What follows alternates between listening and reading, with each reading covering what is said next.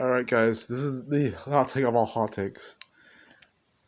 And I'm gonna make this video with the Mackena in mind because I know that making a video like this can be a little reckless. So I'm gonna make one point in this video that regards Mackena clean a little better. Because I do not want to I do not want to like fat pride the wrong way, okay? It is indeed a video about fat priding. Okay, so this is about fat priding the right way, but still humbling yourself and staying true to your own convictions in spite of what you try to do right or wrong. Okay. The reason that fat pride is so annoying is that because people who fat shame or fat pride are going to different extremes. The fat pride is the extreme of it doesn't matter how fat I am, I still love myself. Well, you should still probably care about your health anyways. But when you fat shame, the other extreme is that you make it look like someone's fat because they don't care anymore. Some people do have like fat disease and all that, and it happens to be a weird case scenario for them. Like it's the same thing we just find with mental disorders like social anxiety, autism, ADHD, ADD, OTC. I'm the counter drugs of being autistic. Okay, no, do you have something called autism? Not going there. Not usually, but actually, one of my theories is that autism is caused by generational trauma, but this isn't here nor there yet, so we'll see. But DSM-5, this answer or not. But fat shaming would be like when you make it look like no one's fat for no better reason than just be reckless, as if fat disease doesn't exist. But then fat pride is the idea that you would never need to find a way to figure out go past your own curses, even though it sucks that you're fat in the first place. So on Mackena's behalf, I remember when she was like a preteen, and she was actually quite chubby, wasn't she? But in these recent teenage years, isn't she quite stunning? Not gonna neo-Nazi that though. But the thing is that this is a lot of what a lot of children go through. They have stages in their life where they're more attractive, more ugly looking, in any other conventional whatever means, black pilled or whatever else. And like Mackena, her insecurity is going to be that she might think she's fat because she doesn't know how to have a good self-esteem yet. Garrett Fuller, Advent Futurist, whatever we call him, he's always said that like self-esteem and self-respect are some of the most important values you can have in your life.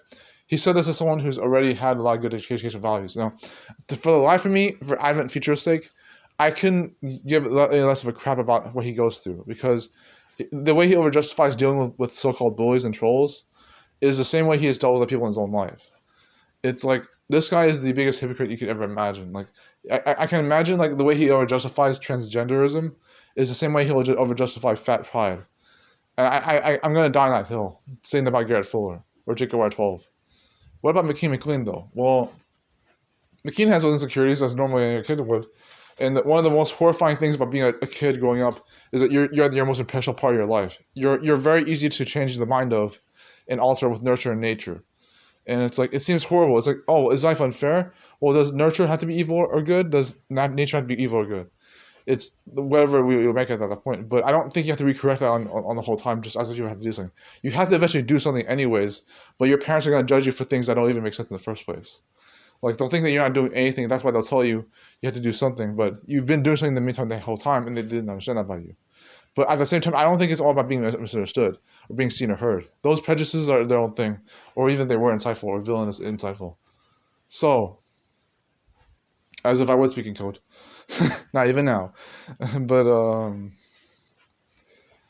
so, this is the right way to fat pride.